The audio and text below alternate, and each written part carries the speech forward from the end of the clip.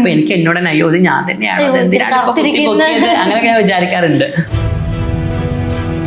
നമ്മുടെ ഉറക്കം, നമ്മൾ ഉറക്കത്തിൽ കാണുന്നതല്ല സ്വപ്നം, നമ്മൾ ഉറങ്ങാൻ അനുവദിക്കാത്തതാണ് സ്വപ്നം എന്ന് പറയാറില്ലേ.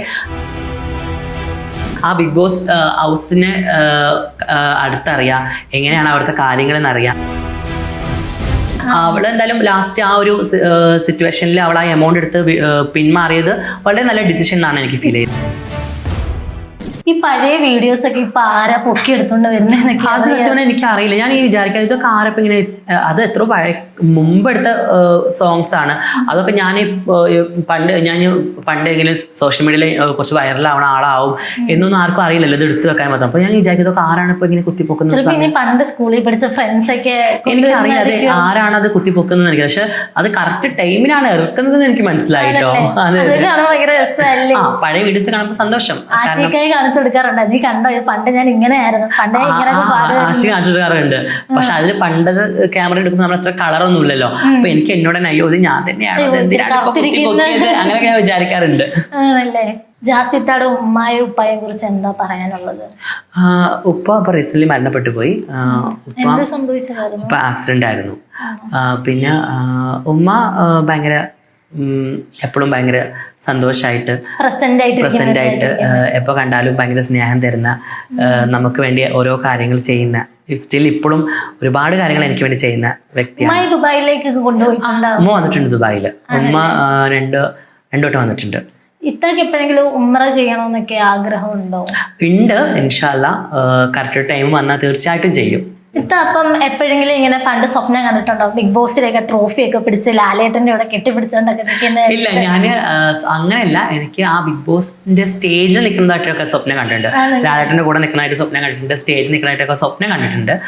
ഇപ്പോൾ അബ്ദുൽ കലാം സാറ് പറഞ്ഞ പോലെ തന്നെ നമ്മുടെ നമ്മൾ ഉറക്കത്തിൽ കാണുന്നതല്ല സ്വപ്നം, നമ്മൾ ഉറങ്ങാൻ അനുവദിക്കാത്തതാണ് സ്വപ്നം എന്ന് പറയാറില്ലേ. അതേപോലെ എന്നെ ഉറങ്ങാൻ അനുവദിക്കാത്ത ഒരു സ്വപ്നമാണ് ഈ ബിഗ് ബോസ് എന്നിട്ട്. ചില സ്വപ്നങ്ങളൊക്കെ ദയവായിട്ട് നമ്മളെ മുൻകൂട്ടി കാണിച്ചു തരും, നമ്മുടെ ലൈഫിൽ നടക്കാൻ പോകുന്ന കാര്യങ്ങൾ. തീർച്ചയായും. അപ്പൊ എനിക്ക് അത് ഒരു ഡ്രീമാണ്. അത് സ്റ്റേജിൽ നിൽക്കുന്നത്. കപ്പൊന്നും കിട്ടിയില്ലെങ്കിൽ എനിക്കൊന്നും ആ ഒരു experience, Bigg Boss house experience. കപ്പൊക്കെ കൊണ്ടുവന്നില്ലെങ്കിൽ അവര് കുത്തിയിരുന്ന് സപ്പോർട്ടൊക്കെ ചെയ്ത് സപ്പോർട്ടിനനുസരിച്ച് ഓക്കെ ഫൈൻ. അല്ലാണ്ട് എനിക്ക് കപ്പ് വേണം, കപ്പിന് വേണ്ടി ഒരിക്കലും ഞാൻ പോകുന്നില്ല. എനിക്ക് ആ ബിഗ് ബോസ് ഹൗസിനെ അടുത്തറിയാം, എങ്ങനെയാണ് അവിടുത്തെ കാര്യങ്ങളെന്നറിയാം. അത്രേ ഉള്ളൂ ഞാൻ ആഗ്രഹിക്കുന്നുള്ളൂ. അപ്പം ഇത്രയ്ക്ക് ഈ കഴിഞ്ഞ വട്ടത്തെ ജാസ്മിൻ ജാഫറിന്റെ എങ്ങനെ ഉണ്ടായിരുന്നു? പുള്ളിക്കാരിക്ക് ഇവിടുന്ന് പോയപ്പോ നല്ല പോസിറ്റീവ് ആയിരുന്നു, ഒരു നെഗറ്റീവ് പോലും ഇല്ലായിരുന്നു. പക്ഷെ അവിടെ ചെന്ന് കഴിഞ്ഞ് പുള്ളിക്കാരിയുടെ പ്രവൃത്തികളും ആക്ടിവിറ്റീസും എല്ലാം കണ്ടിട്ടാണ് നെഗറ്റീവുകൾ വന്നത്. അപ്പൊ അതേപോലെ ഇട്ടാക്ക് നെഗറ്റീവ് വരുമോ എന്നൊരു പേടിയുണ്ടോ? എനിക്ക് അങ്ങനെ പേടിയൊന്നുമില്ല. ലൈക്ക് ജാസ്മിൻ ജാഫർ എനിക്ക് തോന്നുന്നു ആ സീസണിൽ എനിക്ക് ഇഷ്ടപ്പെട്ട കണ്ടസ്റ്റന്റ് ആയിരുന്നു. ഞാൻ വീഡിയോസ് ഒക്കെ ചെയ്തിട്ടുണ്ട്, സപ്പോർട്ടിങ് ആയിട്ടുള്ള വീഡിയോസ് ഒക്കെ ചെയ്തിട്ടുണ്ട്.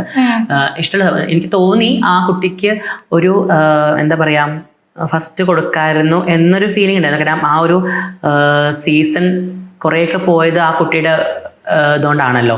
അതുകൊണ്ട് അങ്ങനെ കൊടുക്കായിരുന്നു എന്ന് തോന്നുന്ന പേഴ്സണലി എനിക്ക് ഉണ്ടായിരുന്നു. അപ്പൊ അഖിൽമാരാർ ജയിച്ചപ്പോ എങ്ങനെ അഖിൽമാരാറിന്റെ എപ്പിസോഡൊക്കെ കാണുമായിരുന്നു? ആ സമയത്താണ് അഖിൽമാരാറിന്റെ എപ്പിസോഡിലാണ് എന്റെ ഫ്രണ്ട് നാദിര ഉണ്ടായിരുന്നത്. അപ്പൊ ആ എപ്പിസോഡും ഞാൻ മുടങ്ങാണ്ട് കാണുമായിരുന്നു. അപ്പോൾ എനിക്ക് നാദിര എടുത്തത് ബെസ്റ്റ് ഡിസിഷൻ എന്നാ പറയുള്ളൂ.